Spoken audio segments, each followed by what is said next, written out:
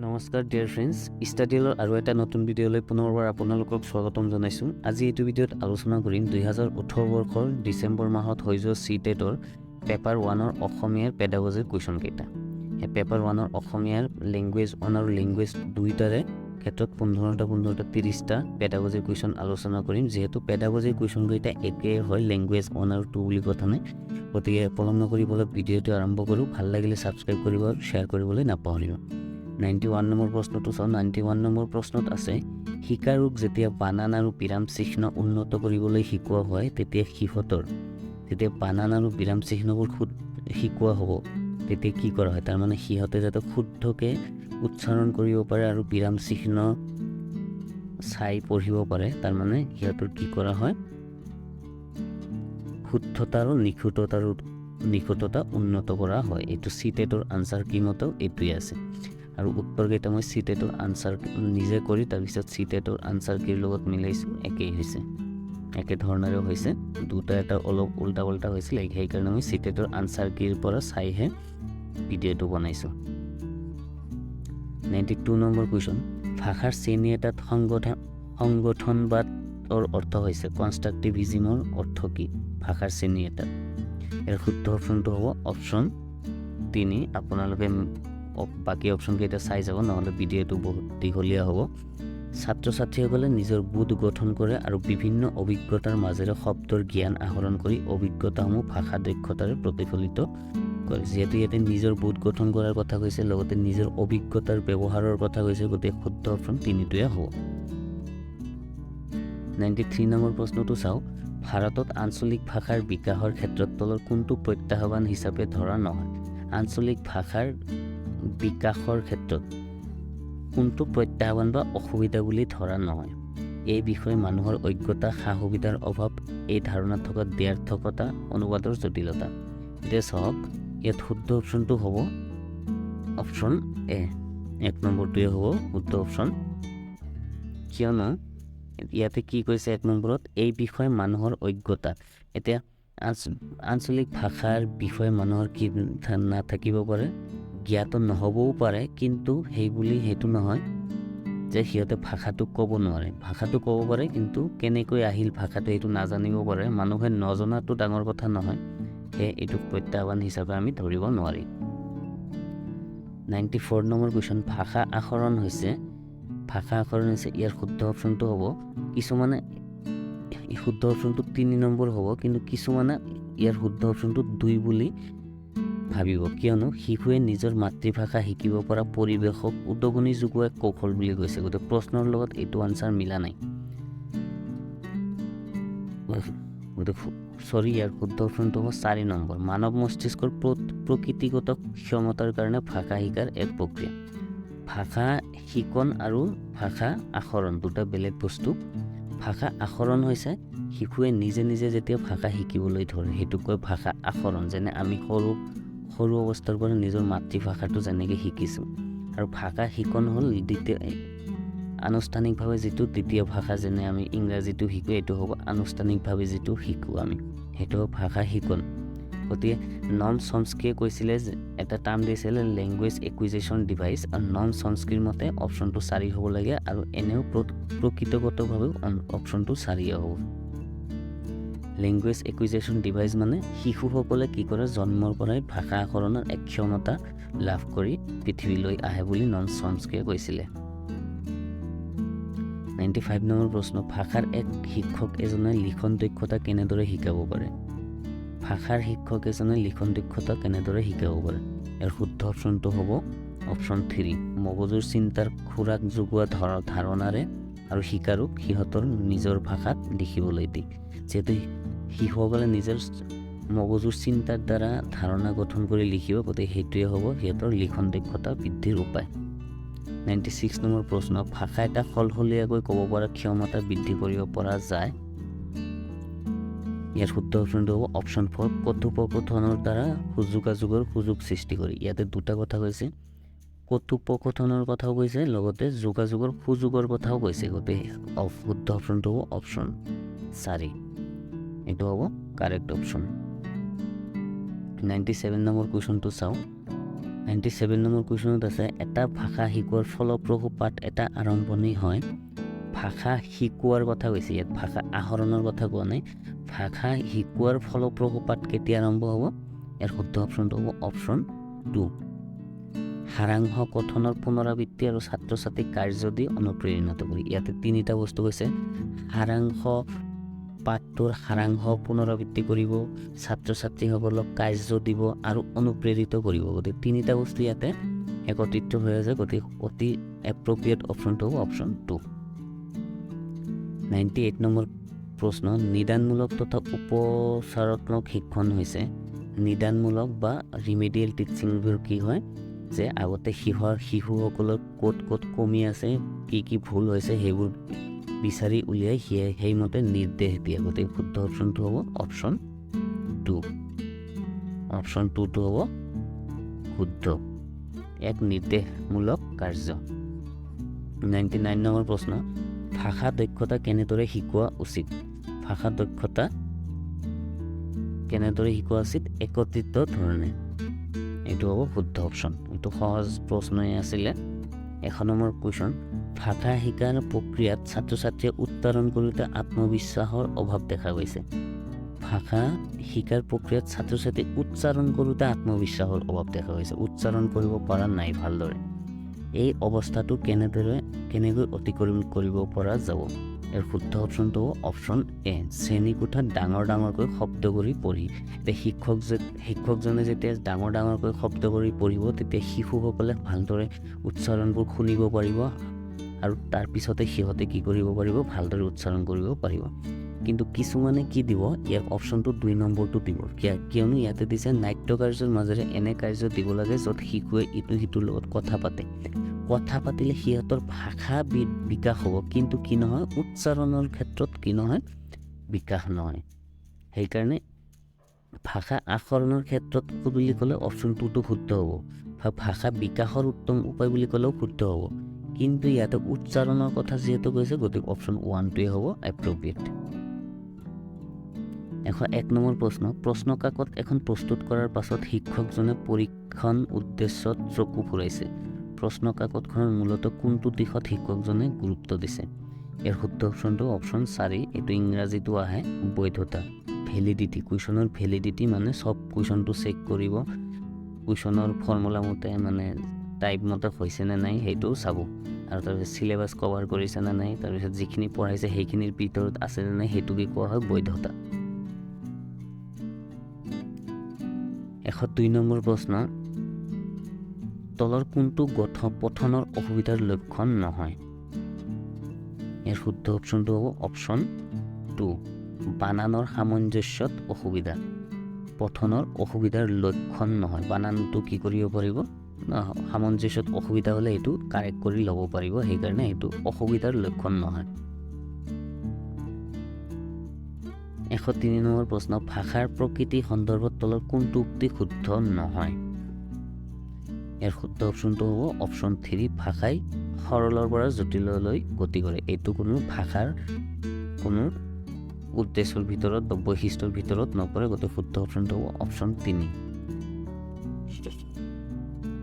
104 number প্ৰশ্ন, তলত দিয়া কোনটো শ্ৰেণীকোঠাৰ অনুশীলনে ভাষাৰ মৌখিক ক্ষমতা বিকাশ সক্ষম কৰি তোলে? ইয়াতে মৌখিক ক্ষমতা বিকাশৰ কথা কৈছে, ইয়াতে শুদ্ধ অপশ্যনটো হ'ব 4 নম্বৰটো। কিয়? এইবাৰ চাওক, প্ৰিয় কাহিনী একোটাৰ চৰিত্ৰ ৰূপায়ণত অংশগ্ৰহণ কৰে। যেতিয়া মৌখিক ক্ষমতাৰ বিকাশৰ কথা কৈছে, ইয়াত উচ্চাৰণৰ কথা কোৱা নাই, গতিকে সেইকাৰণে শুদ্ধ অপশ্যনটো হ'ল আপোনাৰ 4 নম্বৰ প্ৰশ্নটো, 4 নম্বৰ অপশ্যনটো।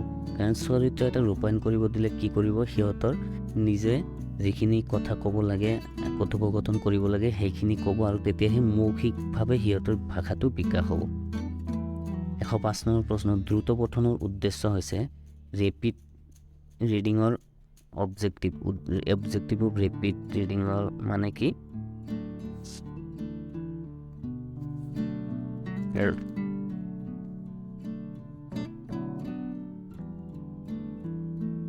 ইয়াৰ শুদ্ধ অপশ্যনটো হ'ব নিৰ্দিষ্ট বিষয় বৰ্ণনা জনা। নিৰ্দিষ্ট বিষয় কি জনা? বৰ্ণনা জনা। এইটো হ'ব ৰেপিড ৰিডিঙৰ মিনিং। যেতিয়া কোনো এটা পাঠ স্পীডত পঢ়া হয় তেতিয়া কি হয়, সেই পাঠটোৰ বিষয়ে বৰ্ণনাটো জানিবলৈ কি কৈছে সেইটো জানিবৰ কাৰণে চেষ্টা কৰা হয় ভুলতে। এতিয়া চাওঁ, অসমীয়া লেংগুৱেজ 2 হিচাপে লোৱা পেডাগজিৰ কুৱেশ্যন কেইটা। লেংগুৱেজ 2 আৰম্ভ হ'ব 21ৰ পৰা, গতিকে 21 নম্বৰ চাওঁ।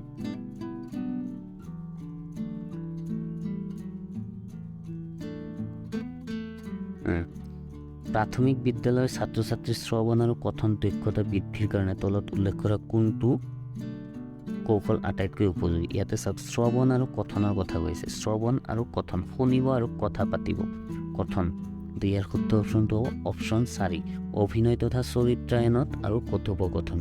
চৰিত্ৰায়ন আৰু কথোপকথন, অভিনয় কৰিব, চৰিত্ৰ এটা অংশগ্ৰহণ কৰিব আৰু কথোপকথন কৰিব। গতিকে কথোপকথন কৰাৰ সময়ত আটাইতকৈ গুৰুত্বপূৰ্ণ দুটা বস্তুৱে হয়, এটা হ'ল শ্ৰৱণ আৰু এটা হ'ল কথন।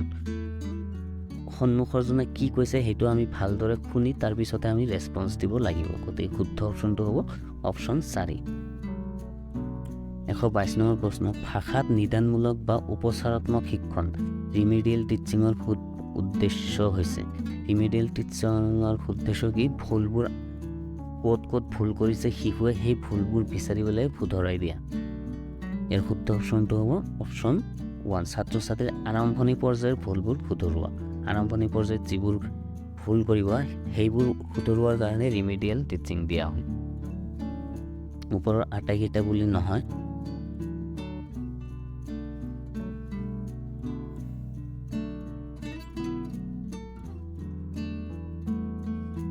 ইয়াৰ শুদ্ধ অপশ্যনটো হ'ব ওপৰৰ আটাইকেইটাই হ'ব, ওপৰত উল্লেখ কৰা গোটেইকেইটা। ইয়াতে ভুল হৈছিলে। জ্ঞানৰ লগত জড়িত ভুলবোৰ শুধৰোৱা, এইটোও হ'ব। ছাত্ৰ ছাত্ৰীৰ আত্মবিশ্বাস গঢ়াটো সহায় কৰে, এইটো যিহেতু তিনিটা অপশ্যন শুদ্ধই আছে, গতিকে ওপৰৰ আটাইকেইটা হ'ব ইয়াৰ শুদ্ধ অপশ্যন।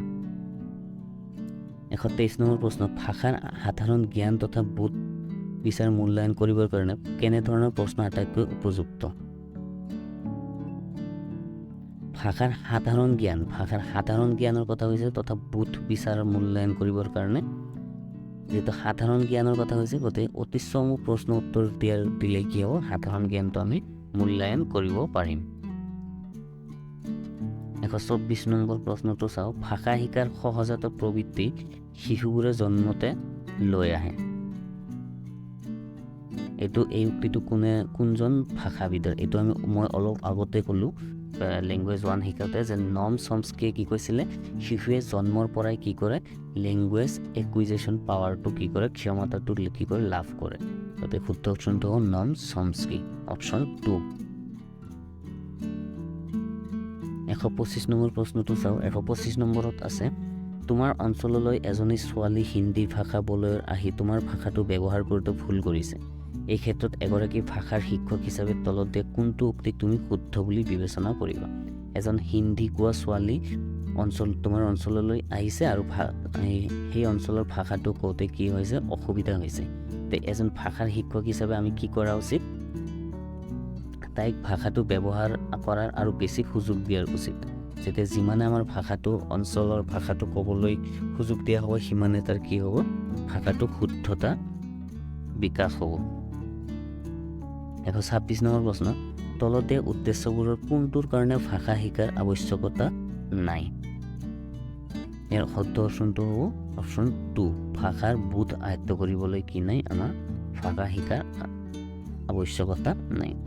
127 নম্বৰ প্ৰশ্নটো চাওঁ, ভাষাৰ সন্দৰ্ভত ৰচনাত্মক ধৰণৰ পৰীক্ষাৰ সুবিধা তলত দিয়া কোনটো? ভাষাৰ সন্দৰ্ভত ৰচনাত্মক ধৰণৰ পৰীক্ষাৰ সুবিধা কোনটো? ইয়াৰ শুদ্ধ অপশ্যনটো হ'ব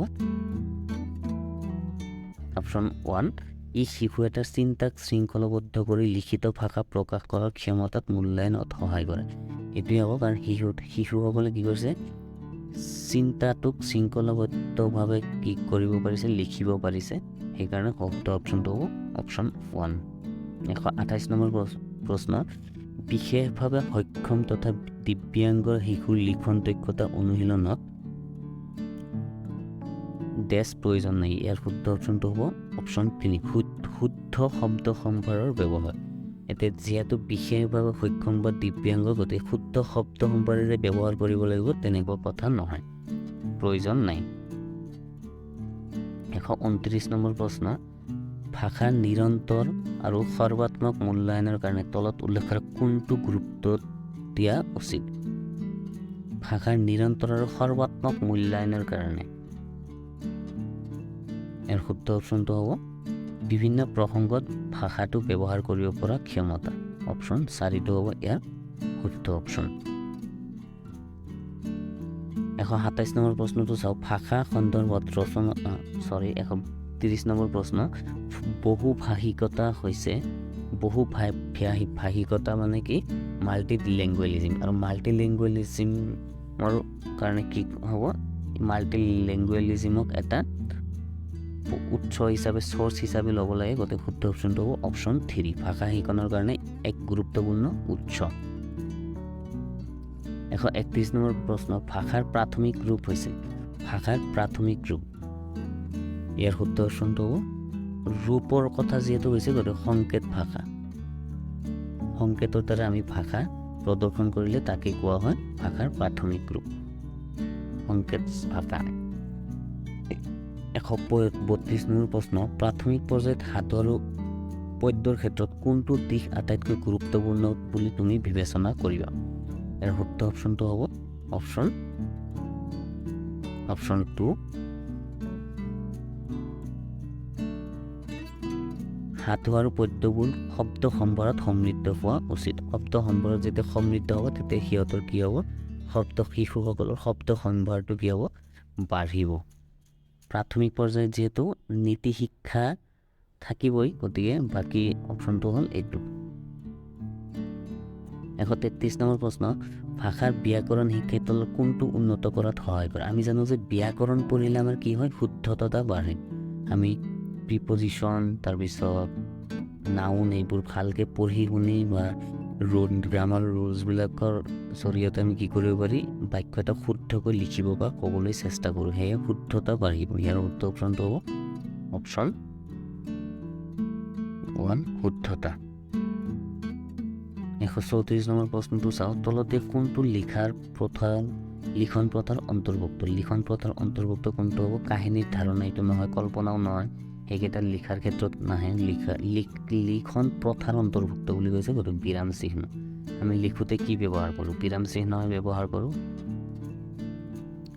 135 নম্বৰ ভাষা মূল্যায়নৰ মুখ্য উদ্দেশ্য হ'ব ইয়াৰ শুদ্ধ অপশ্যনটো অপশ্যন 4 শিকন অন্তৰ গেপছ ইন লাৰ্ণিং চিহ্নিত কৰি তাৰ নিদান বা উপচাৰ ব্যৱস্থা কৰা এতিয়া শুদ্ধ অপশ্যনটো হ'ব অপশ্যন 4 গতিকে এই প্ৰশ্নৰ উত্তৰকেইটা আছে চিটেটৰ আনচাৰ কিৰ মতে গতিকে লগ পাম নেক্সট এটা প্ৰশ্ন কাকত লৈ নেক্সট ভিডিঅ'লৈ ধন্যবাদ